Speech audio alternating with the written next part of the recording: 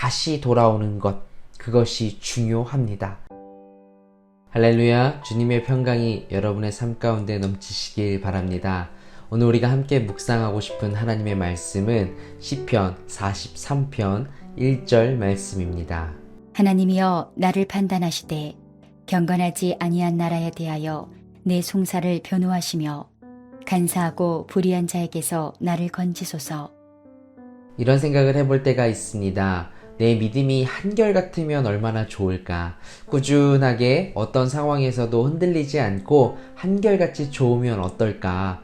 이런 생각을 할 때가 있습니다. 그런데 우리의 믿음을 흔들리게 하는 상황이 있고 또 내 믿음을 흔들리게 하는 사람들이 종종 나타납니다. 오늘 시편 기자가 1절에서 이런 고백을 합니다. 하나님이여 나를 판단하시되 경건하지 아니한 나라에 대하여 내 송사를 변호하시며 간사하고 불의한 자에게서 나를 건지소서. 여기 경건하지 아니한 나라는 자비롭지 못한 민족이나 사람을 뜻합니다. 그런 사람들이 옆에 있었던 것입니다. 그리고 간사하고 불의한 자에게 자신을 건져달라고 기도합니다. 그런 주변의 사람들 속에서 힘들었던 것입니다. 우리도 이럴 때가 있지요.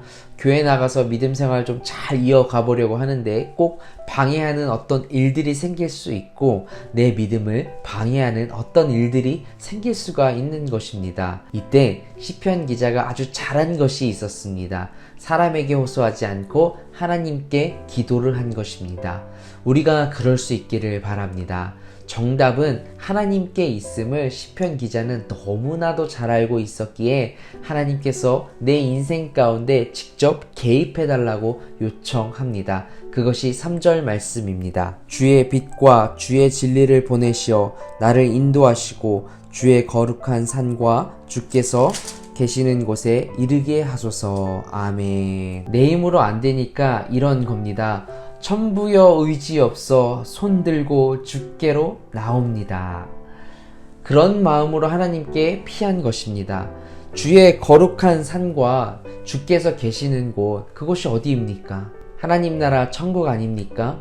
그런데 이것이 지금 자기 삶에 이루어지기를 기도하는 것입니다. 하나님 나라 천국, 이곳이 눈에 보이는 곳이 아니라는 것입니다. 하나님이 나와 함께 계시고 내가 오늘 거기서 하나님께서 주시는 평안을 누리면 그곳이 천국이 될 수 있다는 것입니다. 그래서 나를 지금 그곳 가운데로 인도해 달라고 기도하는 것입니다. 우리가 잘 아는 찬송 438장의 가사가 어떻습니까? 내 영혼이 은총 입어 중한 죄짐 벗고 보니 슬픔 많은 이 세상도 천국으로 화하도다. 높은 산이 거친들이 초막이나 궁궐이나 내 주 예수 모신 곳이 그 어디나 하늘나라.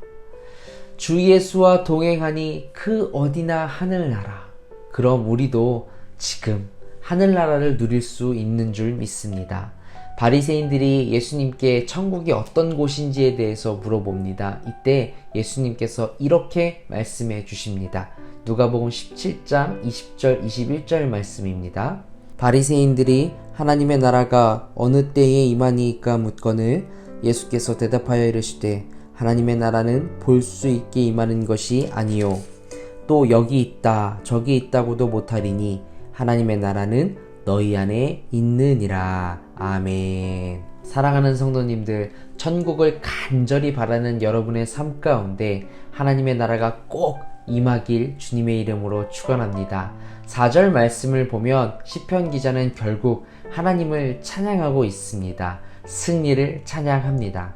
1절부터 3절까지의 상황과 4절의 분위기는 너무 다릅니다.